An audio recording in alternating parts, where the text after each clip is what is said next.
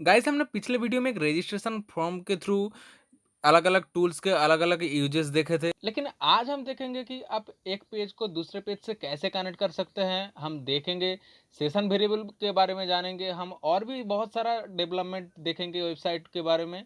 आप आगे वीडियो को फॉलो करते जाइए। लेकिन उससे पहले हम क्या करने वाले हैं ये मैं आपको थोड़ा बता देता हूँ। अब हम जो करने वाले हैं अब इसको ज़रा ध्यान से सुनना, पहले थोड़ा बेसिक जानने ला ज़रूरी है। तो पहले हम एक होम पेज लेंगे जहाँ पे आपका होम रहेगा, और अगर कोई आपका होम पेज में एंटर करना चाहे तो पहले उसको अपने आईडी से साइन इन करना पड़ेगा, और अगर वो रजिस्टर्ड पर्सन नहीं है तो उसको पहले रजिस्टर करना पड़ेगा साइन अप करके, और उसके बाद वो साइन इन कर सकता है अपने आईडी से। और हम यहाँ एक और चीज़ करेंगे कि रजिस्ट्रेशन फॉर्म में यूज़र टाइप लगाएंगे, और अगर यूज़र टाइप टीचर या स्टूडेंट ऐसा कोई भी दे देंगे, और अगर टीचर हुआ तो साइन इन करके जो आईडी होगा वो ऑलरेडी टीचर के पेज में चला जाएगा, और अगर स्टूडेंट का आईडी से लॉगिन होगा तो ऑलरेडी स्टूडेंट के पेज में चला जाएगा। और आप इसको आगे आगे देखते जाइए, हम इसके अंदर बहुत कुछ सारा करेंगे। तो चलिए शुरू करते हैं। तो हमने पिछले वीडियो में रजिस्ट्रेशन फॉर्म एक क्रिएट करके रखा था, तो हम इसको दोबारा नहीं करेंगे, तो इसलिए इस वीडियो में एक नया वेब फॉर्म लेते हैं। तो इसके लिए पहले की तरह वेबसाइट पे राइट क्लिक करके ऐड न्यू आइटम, और फिर एक वेब फॉर्म लेते हैं, और फिर यहाँ पे डिज़ाइन पे क्लिक करके टेबल इंसर्ट टेबल करते हैं, और यहाँ पे 4x4 का एक टेबल लेते हैं। बाद में अगर ज़रूरत पड़ी तो ऐड कर लेंगे। तो इसको थोड़ा एडजस्ट कर लेता हूँ। तो होम पेज में हम यहाँ फिर से पहले की तरह ही एक लेबल लेंगे, और उसका प्रॉपर्टीज़ में जाकर उसका टेक्स्ट चेंज करेंगे। पहले की तरह मैं यहाँ सौरभ आर्ट एकेडमी ही देता हूँ। प्रॉपर्टीज़ में यहाँ पे और भी बहुत सारा ऑप्शन है, मैं कुछ और प्रॉपर्टीज़ चेंज कर देता हूँ। मैं फॉन्ट साइज और कलर और थोड़ा सा प्रॉपर्टीज़ चेंज कर देता हूँ। आप चाहे तो अपने हिसाब से चेंज कर सकते हैं, जैसे भी आपको अच्छा लगे। इसके बाद मैं एक और लेबल लूँगा, और उसका भी टेक्स्ट और थोड़ा प्रॉपर्टीज़ चेंज कर दूँगा। जैसे मैं यहाँ पे टेक्स्ट में देता हूँ कोलकाता, वेस्ट बंगाल, इंडिया, और थोड़ा और प्रॉपर्टीज़ चेंज कर दूँगा। नेक्स्ट मैं यहाँ पे एक और टूल लूँगा इमेज, और इमेज इंसर्ट करने के लिए पहले की तरह हमें एक इमेज लेना होगा। उससे पहले मैं थोड़ा इसका साइज एडजस्ट कर लेता हूँ, तो मैं यहाँ पे एक इमेज ऐड कर लेता हूँ।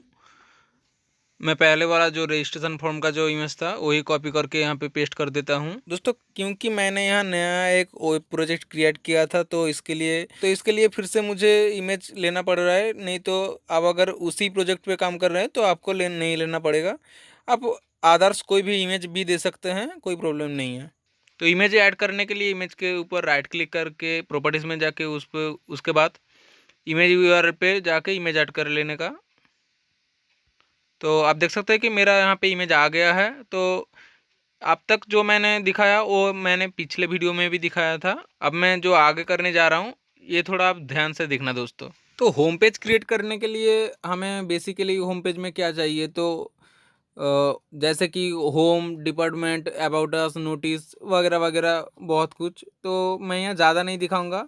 तो इन सारे आइटम्स को मैं यहाँ लेफ़्ट साइड के कॉलम में रखता हूँ। तो इसके लिए मैं टूल बार में जाऊँगा और वहाँ से नेविगेशन से मेनू टूल ऐड करूँगा यहाँ पे, और यहाँ पे एडिट मेनू आइटम करके जो जो हमें चाहिए वो हम लेफ़्ट साइड पे वो प्लस साइन पे क्लिक करके उसका नाम ऐड करते जाएंगे। जैसे पहले दे रहा हूँ मैं होम, और उसके बाद डिपार्टमेंट देता हूँ, नेक्स्ट नोटिस देता हूँ, और उसके बाद अबाउट अस, रूल्स, कुछ भी आप जितना चाहे ऐड कर सकते हैं आपके साइज के दिखाने के अच्छे के लिए। इसके बाद अगर आप चाहे कि होम या डिपार्टमेंट ऑप्शन के अंदर भी ऑप्शन रहे तो आप सीधा क्या करना कि डिपार्टमेंट के ऊपर क्लिक करना, और डिपार्टमेंट के नीचे अगर चाहे तो प्लस साइड के साइड में एक और जो प्लस है उस पर क्लिक करते जाइए और ऑप्शन ऐड करते जाइए पहले की तरह। अब ये खुद ट्राई करेंगे तो आपको समझ आ जाएगा। मैं दो ऑप्शन के नेम चेंज कर देता हूँ।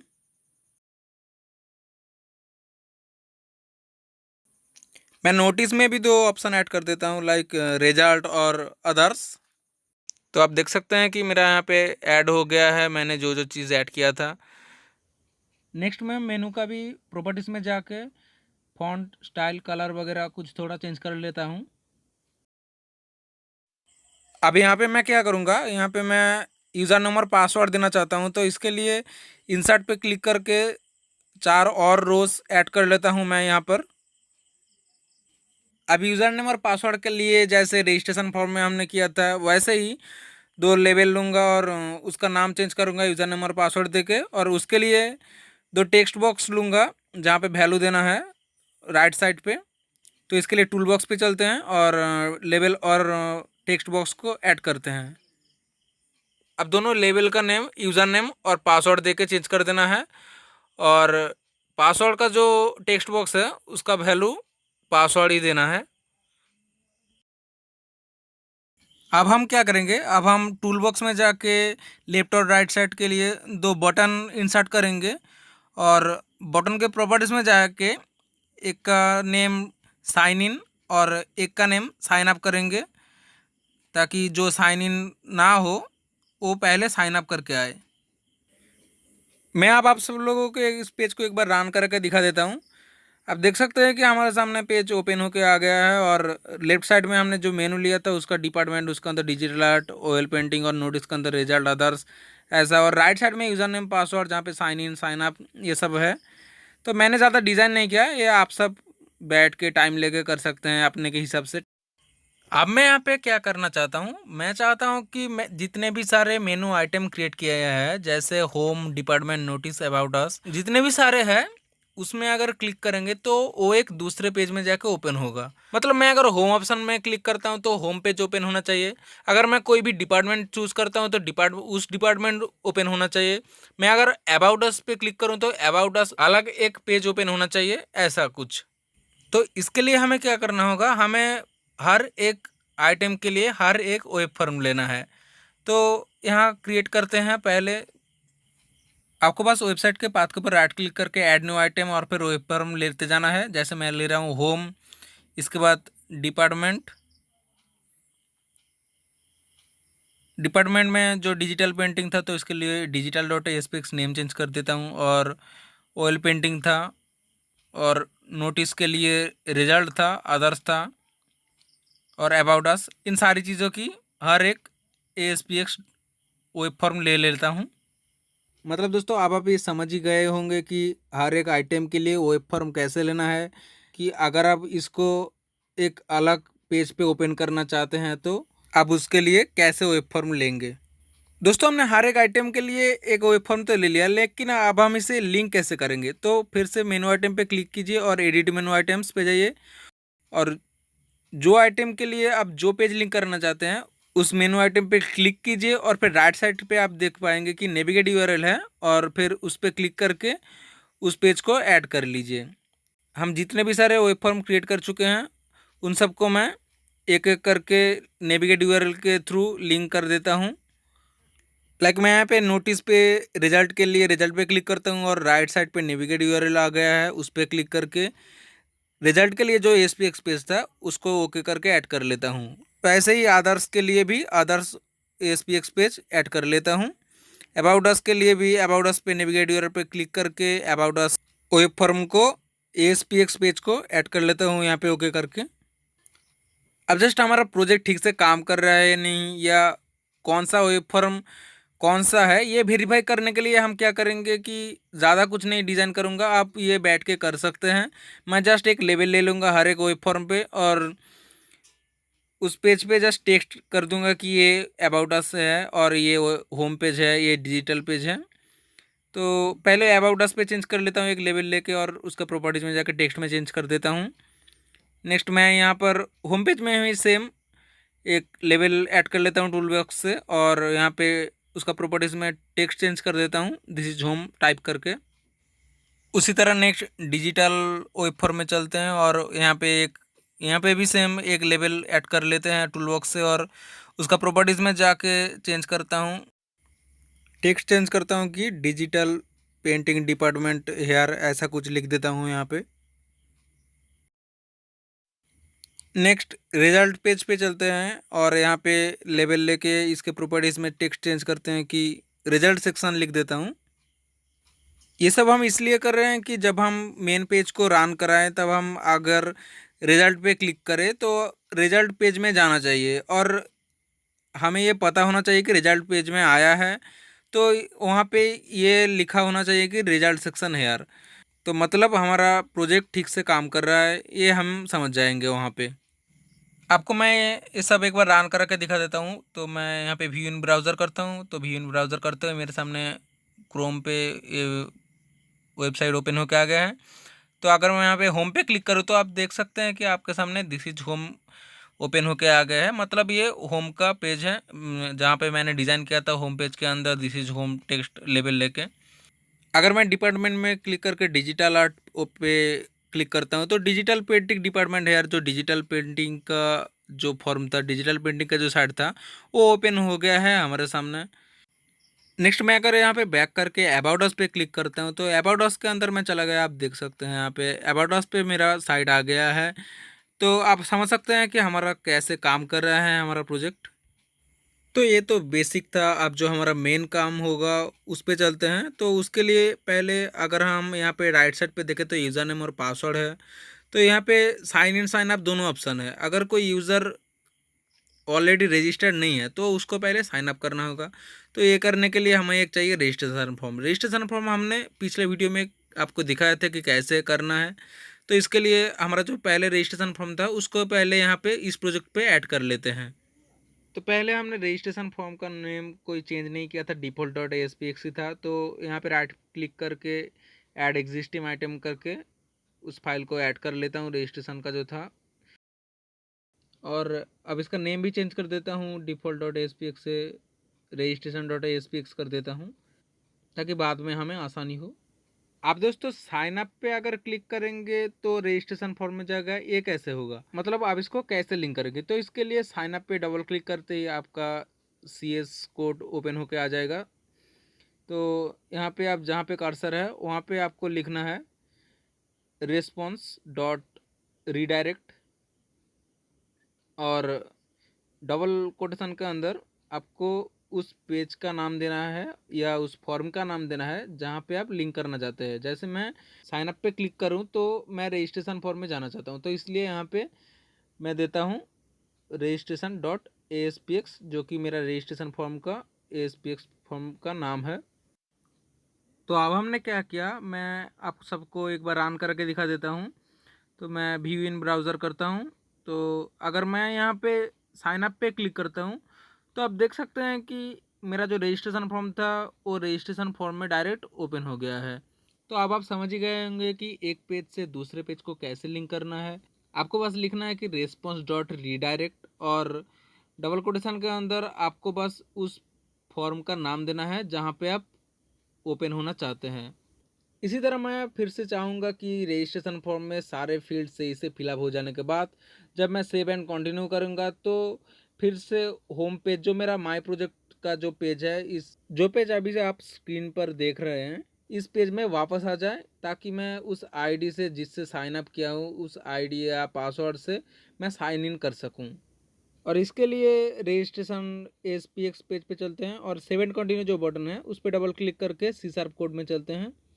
और यहाँ पे आप देख सकते हैं कि मैंने पहले से बहुत सारा कोड किया हुआ है। और यहाँ पे जो थैंक्स फॉर रजिस्ट्रेशन है, मतलब सारे कंडीशन सेटिस्फाई हो जाने के बाद, रजिस्ट्रेशन सक्सेसफुल होने के बाद, इसके बाद मैं लिखूँगा यहाँ पर रेस्पॉन्स डॉट रीडायरेक्ट, और फिर मेरा जो होम पेज का नेम है माई प्रोजेक्ट डॉट ASPX आप देख सकते हैं, उसको डबल कोटेशन के अंदर दे दूंगा और फिर सेमीकोलन लगा के सेव कर दूंगा इस फॉर्म को।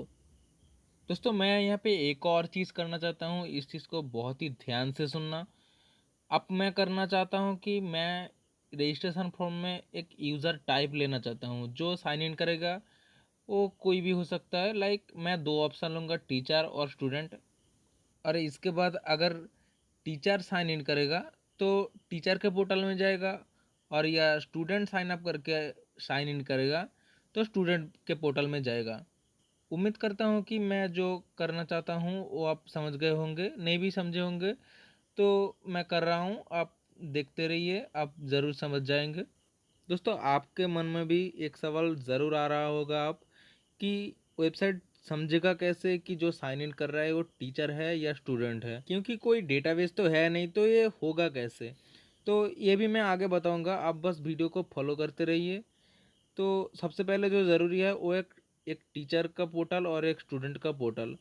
तो टीचर का पोर्टल बनाने के लिए उसी तरह पहले एक वेब फॉर्म लेते हैं और इसका नेम चेंज करते हैं teacher.aspx फॉर्म का। और यहाँ पे नेक्स्ट एक 4x4 का टेबल इंसर्ट करते हैं और टेबल के इंसर्ट होने के बाद एक लेबल लेते हैं यहाँ पे और इसका प्रॉपर्टीज में चेंज करके इसका टेक्स्ट देते हैं, दिस इज टीचर सेक्शन ऐसा कुछ दे देता हूँ। और कुछ प्रॉपर्टीज़ और यहाँ पर चेंज करता हूँ, जैसे फॉन्ट और कलर, फॉन्ट साइज, ऐसा कुछ। और नेक्स्ट यहाँ पे मैं एक और चीज़ करता हूँ, टूल बॉक्स से नेविगेट ऑप्शन से मेनू को यहाँ पे ऐड करता हूँ और एडिट मेनू आइटम्स करके जो जो टीचर कर सकता है, लाइक सिलेबस अपलोड कर सकता है और रिज़ल्ट अपलोड कर सकता है, और भी बहुत कुछ कर सकता है। तो मैं 2-3 ऑप्शन से ही ऐड करता हूँ, लाइक यहाँ पे सिलेबस और रिजल्ट और नोटिस कोई भी अपलोड कर सकता है। तो नोटिस देके जस्ट 3 ऑप्शन देके ऐड करता हूँ और मेनू की थोड़ी प्रॉपर्टीज़ भी चेंज कर देता हूँ यहाँ पे, जैसे कलर चेंज कर देता हूँ यहाँ पे, फॉन्ट चेंज कर देता हूँ, बोल्ड कर देता हूँ यहाँ पे, और फॉन्ट साइज़ थोड़ा बड़ा कर देता हूँ और फॉन्ट कलर चेंज कर देता हूँ यहाँ पे।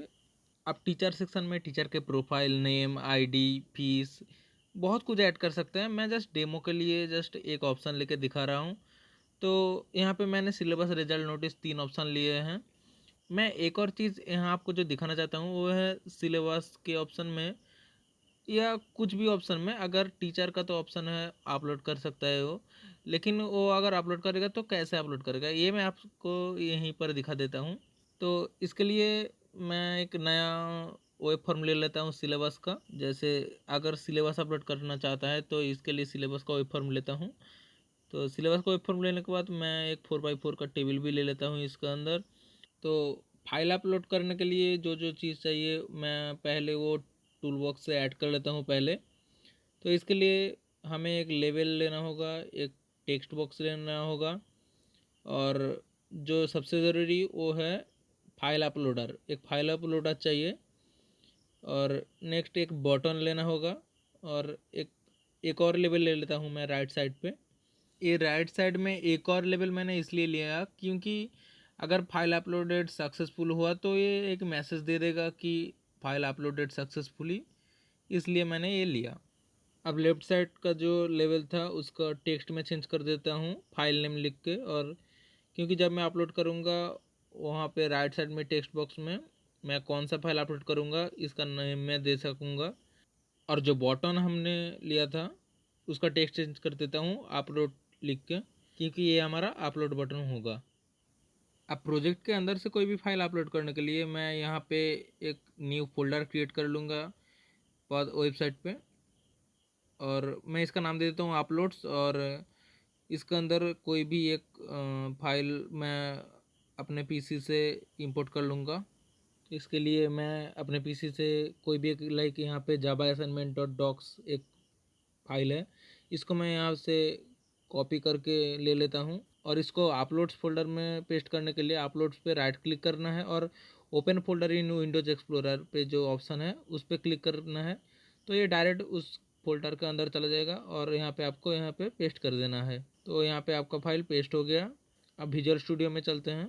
अब यहाँ से अपलोड करने के लिए हमें पहले अपलोड बटन पर डबल क्लिक करके C# कोड में जाना है और फिर यहाँ पे कंडीशन देना है कि इफ़ अगर हमारे पास फाइल अपलोड 1 जो कि हमारा फाइल अपलोडर का आईडी है .हैश फाइल, अगर फाइल होता है तो क्या करेगा, तो फाइल अपलोड 1 .सेव एज ये सेव करेगा। कहाँ पर सेव करेगा, उस नेम का फाइल को file upload 1 file upload 1 file name, इस नेम का फाइल को सेव करेगा। कहाँ पर सेव करेगा, तो हम उस फोल्डर के पास पे चलते हैं जहाँ पे आप देख सकते हैं ओपन फोल्डर करके मैं यहाँ पे आ गया और फिर इस बात को कॉपी करके यहाँ पे पेस्ट कर दूँगा। लेकिन दोस्तों आपको याद रखना है file upload .1 save as backslash को वैलिड नहीं करता, तो इसलिए हर एक बैकस्लैश को आपको फ्रंट स्लैश में बदल देना है। इसको करने के बाद नीचे हमने राइट साइड पे वहाँ पे जो एक लेबल लिया था उसको देना है, और लेबल टू डॉट टेक्स्ट एक मैसेज देगा। कौन सा मैसेज देगा कि फाइल अपलोड हुआ कि नहीं, तो फाइल अपलोडेड सक्सेसफुली ये मैसेज देगा। तो मैं इस चीज़ को एक बार रन करके आप सबको दिखा देता हूँ। तो मैं यहाँ पे व्यू इन ब्राउज़र करता हूँ और अब देख सकते हैं कि हमारा यहाँ पे एक अपलोड का सिस्टम आ गया है। तो मैं यहाँ पे फाइल नेम पे जावा सिलेबस देता हूँ और चूज़ फाइल करना है। चूज़ फाइल करने के बाद आप देख सकते हैं कि मेरे सिस्टम के अंदर चला गया। आप कोई भी फाइल ले सकते हैं। मैं क्या करूँगा, यहाँ पे मैंने जो जावा सिलेबस का वहाँ पे अपलोड पे पेस्ट किया था वही कर लेता हूँ, क्योंकि हमारे पास कोई डेटाबेस नहीं है तो वही ले लेता हूँ। तो आप देख सकते हैं कि यहाँ पे राइट साइड पे अपलोड पे क्लिक करने के बाद राइट साइड पे हमारा एक मैसेज दे रहा है फाइल अपलोडेड, मतलब हमारा फाइल अपलोड हो गया है, कोई प्रॉब्लम नहीं है। तो उम्मीद करता हूँ आप एक फ़ाइल को आप कैसे अपलोड करेंगे ये आप समझ गए होंगे, ये कैसे करना है। तो हमारा टीचर का जो पोर्टल था वो पार्शियली कंप्लीट हो गया है। हम उस पर ज़्यादा कुछ नहीं करेंगे। और आप एक स्टूडेंट का भी पोर्टल क्रिएट करते हैं तो इसके लिए वही फॉर्म लेके स्टूडेंट का SPX फाइल लेते हैं। तो यहाँ पे मैं फिर से इंसर्ट टेबल करके 4x4 का एक टेबल ले लेता हूँ, जहाँ पर मैं फिर से टूलबॉक्स से एक लेवल लूँगा और उसका प्रॉपर्टीज़ में जाके टेक्स्ट चेंज करूँगा। टेक्स्ट में दूंगा स्टूडेंट पोर्टल और नेक्स्ट यहाँ पे कुछ और प्रॉपर्टीज चेंज कर दूंगा। अलाइन में सेंटर कर देता हूँ और फॉन्ट्स थोड़ा चेंज करूँगा, फॉन्ट्स का स्टाइल चेंज करूँगा, फॉन्ट्स बोल्ड ट्रू कर देता हूँ और यहाँ पे फॉन्ट्स कलर फॉन्ट साइज़ थोड़ा लार्ज कर देता हूँ और फॉन्ट्स कलर भी चेंज करके रेड कर देता हूँ यहाँ पे। नेक्स्ट डिज़ाइन के लिए टूल बॉक्स से एक और चीज़ लूँगा, मैं नेविगेशन से मेनू लूँगा और टीचर सेक्शन की तरह ही एडिट मेनू आइटम्स करूँगा और यहाँ पे लास्ट पे क्लिक करके कुछ नेम ऐड कर लूँगा, जैसे कि सिलेबस व्यू कर सकता है तो यहाँ पे मैं व्यू सिलेबस ऐड कर देता हूँ। सिलेबस डाउनलोड कर सकता है तो डाउनलोड सिलेबस। रिजल्ट सेक्शन में जा सकता है तो रिजल्ट और नोटिस देता हूँ, नोटिस। और भी बहुत सारे चीज़ आप ऐड कर सकते हैं। फीस सेक्शन ऐड कर सकते हैं आप यहाँ पर। तो बस इतना ही रखता हूँ और फिर यहाँ पे ओके कर देता हूँ।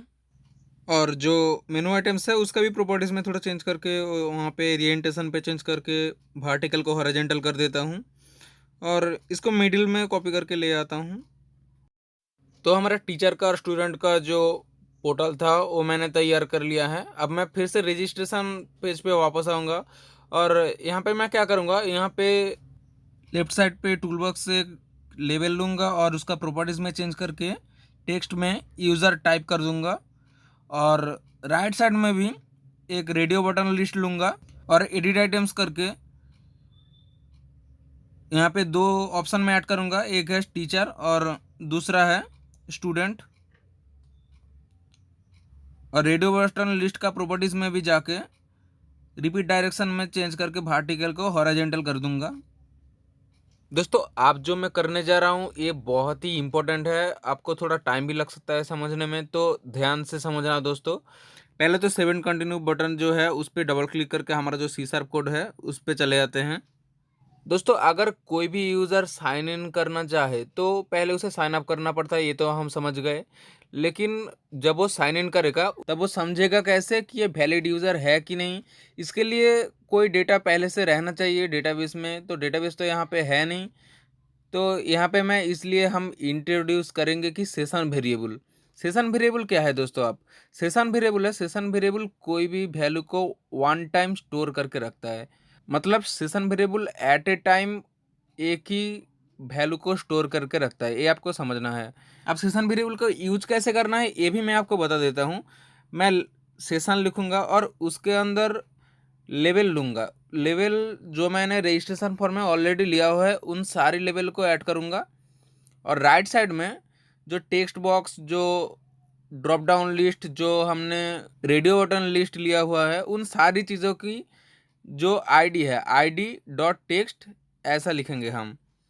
और इन सब चीज़ों को एक ही सेशन में नहीं लेना है, जिसका जो आईडी है, जिस लेवल का जो आईडी है उसको उसी में एक एक करके ऐड करना है। तो मैं टाइप कर रहा हूँ, आप समझ जाएंगे। तो पहले मैं यहाँ पे लिखता हूँ सेशन, और थर्ड ब्रैकेट के अंदर कोटेशन के अंदर मैं लिखूँगा पहला जो मेरा लेवल था नेम, और उसकी इक्विवेलेंट राइट साइड पे लिखूँगा उसका जो टेक्स्ट बॉक्स का आईडी था, txt नेम डॉट टेक्स्ट, मतलब लेवल का आईडी नहीं देना है, उसके इक्विवेलेंट जो टेक्स्ट बॉक्स का आईडी था या कोई लेवल का इक्विवेलेंट जो रेडियो बटन लिस्ट या ड्रॉप डाउन लिस्ट उसका जो भी आईडी होगा उसका आईडी डॉट टेक्स्ट यहाँ पे देना है आपको।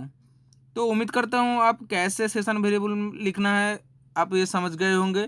तो ऐसे एक एक करके जितने भी सारे मैंने लिया था उन सब का सेशन वेरिएबल क्रिएट करूँगा यहाँ पे। तो यहाँ पे रजिस्ट्रेशन फॉर्म में मैंने लेफ्ट साइड में 10 लेवल लिया था, तो वहाँ पर भी ऐसे करके मैं ज़्यादा शॉर्टकट्स के लिए 10 पेस्ट कर देता हूँ और बाद में इसका नेम और टेक्स्ट आईडी चेंज कर दूँगा। आपको यहाँ पर एक और चीज़ जो ध्यान देना है दोस्तों वो है कि मैं ये सब कहाँ लिख रहा हूँ, मैं सेशन वेरिएबल कहाँ ले रहा हूँ। तो थैंक्स फॉर रजिस्ट्रेशन जो है मतलब हमारा रजिस्ट्रेशन सक्सेसफुल हो जाने के बाद, और इसके बाद सेशन वेरिएबल ले रहा हूँ।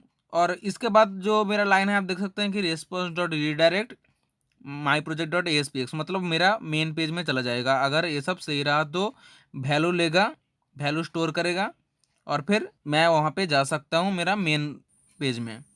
और एक और चीज़ आप समझ गए होंगे कि मैं रजिस्ट्रेशन फॉर्म क्रिएट करने के वक्त मैं क्यों एक ही टाइप के आईडी क्रिएट कर रहा था, ताकि हमें बाद में ये सब करने में आसानी हो।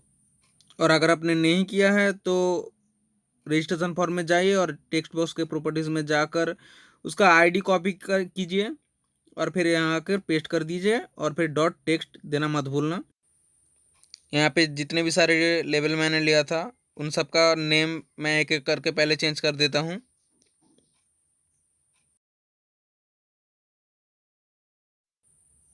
अब यहाँ पे डेट ऑफ बर्थ जो ऑप्शन है उसका टेक्स्ट आईडी मैं कैसे चेंज करता हूँ ये आप देखना दोस्तों।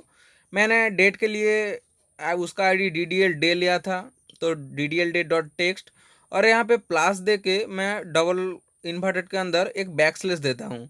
ये मैं इसलिए कर रहा हूँ कि जब मेरा डेट ऑफ बर्थ शो हो तो पहले डेट और फिर बैकस्लैश और फिर मंथ और फिर बैकस्लैश और फिर ईयर दिखाए।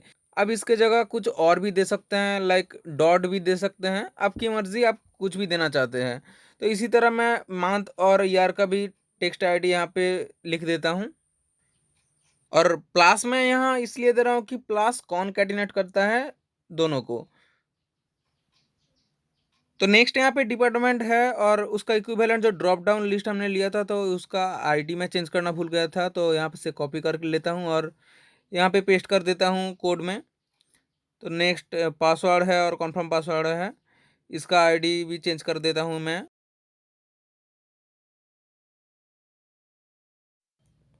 नेक्स्ट यहाँ पे यूज़र टाइप है, इसका भी जो रेडियो बटन लिस्ट है आईडी चेंज नहीं किया था मैंने, तो यहाँ से कॉपी कर लेता हूँ और C# कोड में जाके पेस्ट कर देता हूँ। अब हमारा यहाँ का सारा काम ख़त्म हो गया। आप होम पेज पे चलते हैं। यहाँ पे दोस्तों एक और प्रॉब्लम जो है वो है कि टीचर और स्टूडेंट जो है तो वो समझेगा कैसे कि ये टीचर है या स्टूडेंट है, जो मैं करना चाहता था पहले। जब मैं साइन इन करके अपना आईडी और पासवर्ड दूंगा तब समझेगा कैसे टीचर है कि स्टूडेंट है। तो इसके लिए मैं नीचे पहले एक लेबल ले लेता हूँ, और मेरा होम पेज जो है बहुत ही बेकार दिख रहा है मैं जानता हूँ दोस्तों, तो इसलिए मैं थोड़ा सा इसका ज़्यादा कुछ नहीं, बस बैकग्राउंड कलर थोड़ा चेंज कर देता हूँ। इसके लिए लेफ्ट साइड को कंट्रोल दबा कर सिलेक्ट कर दूंगा और उसका कलर रेड कर देता हूँ, और बीच का कलर जो है वो उसका कलर प्रॉपर्टीज़ में जाके बीजी कलर और फिर यहाँ पे येलो कर देता हूँ, और राइट साइड का कलर सिलेक्ट करके ऑल करके उसका कलर वायलेट कर लेता हूँ। यहाँ पे यूज़र नेम पासवर्ड और जो साइन इन साइन अप जो पोर्शन है उसका बैकग्राउंड कलर भी थोड़ा चेंज करके ग्रीन कर देता हूँ यहाँ पर। अब क्या करूँगा दोस्तों, आप यूज़र नेम और पासवर्ड के लिए जो दोनों मैंने टेक्स्ट बॉक्स ले रखा है तो उसका आईडी चेंज कर दूंगा। यूज़र नेम का आईडी TXT यूज़र नेम दे देता हूँ, और पासवर्ड का जो आईडी है टेक्स्ट बॉक्स का उसका आईडी चेंज करके मैं TXT पासवर्ड कर देता हूँ। अब दोस्तों साइन इन करने के लिए आईडी और यूज़र नेम चाहिए, तो साइन इन बटन पे डबल क्लिक करके सी शार्प कोड में चलते हैं। तो हम यहाँ ट्राई कैच ब्लॉक का यूज़ करेंगे।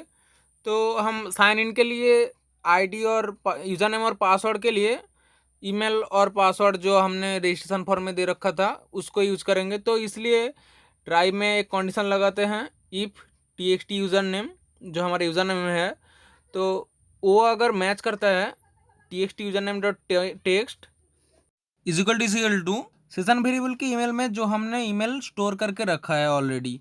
तो सेशन और थर्ड ब्रैकेट के अंदर session email dot to string, और पासवर्ड के लिए भी सेम होगा।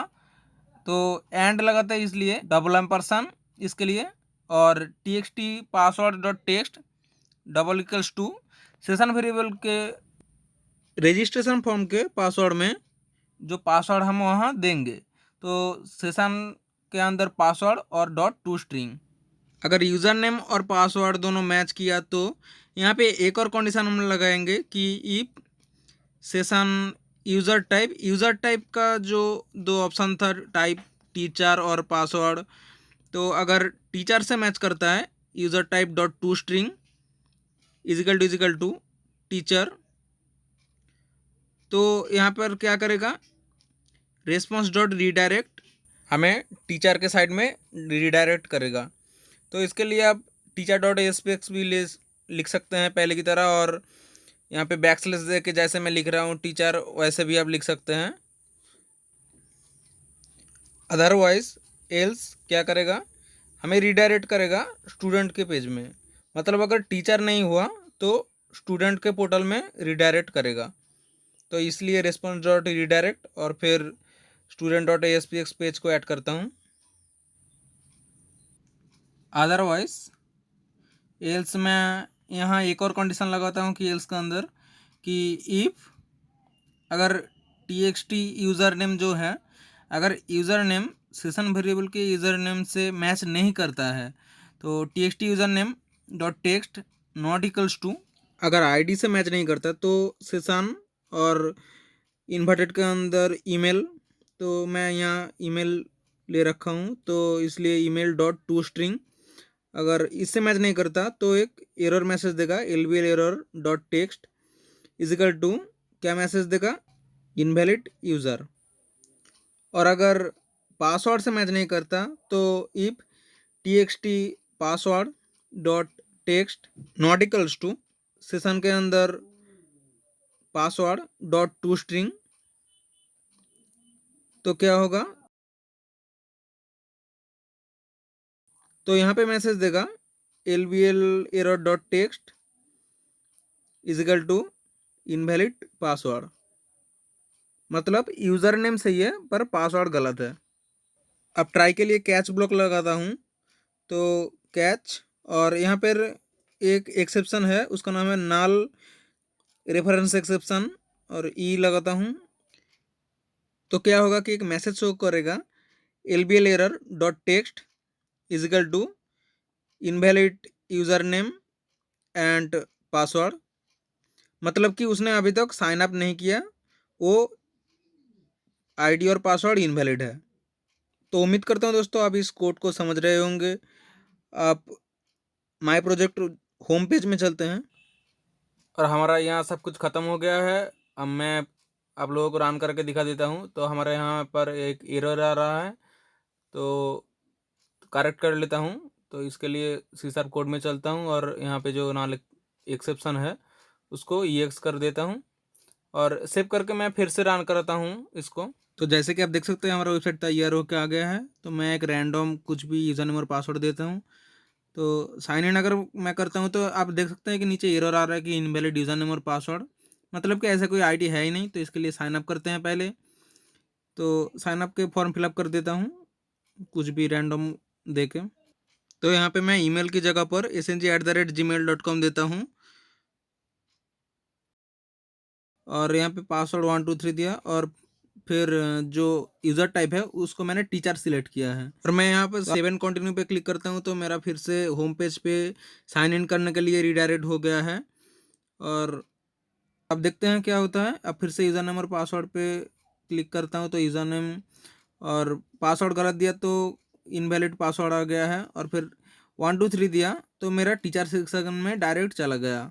और यहाँ पे मैं फिर से सिलेबस पे क्लिक करता हूँ तो फाइल अपलोड ऑप्शन पे चला आया है, जहाँ पे मैंने पहले दिखाया कि कैसे फाइल अपलोड करना है। मैं फिर से एक बार दिखा देता हूँ कि जावा असाइनमेंट को क्लिक करता हूँ और ओके करता हूँ।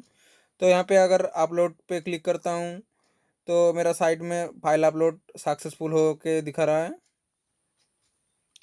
अब मैं एक और चीज़ आप लोगों को दिखा देता हूँ कि रजिस्ट्रेशन फॉर्म में स्टूडेंट का भी एक फॉर्म ले लेता हूँ, मतलब आईडी ले लेता हूँ और यहाँ पे ईमेल पे saurabh@gmail.com दे देता हूँ और पासवर्ड 1234 देता हूँ और यहाँ पे जो यूज़र टाइप है वो स्टूडेंट सिलेक्ट करके सेवेंट कंटिन्यू करता हूँ।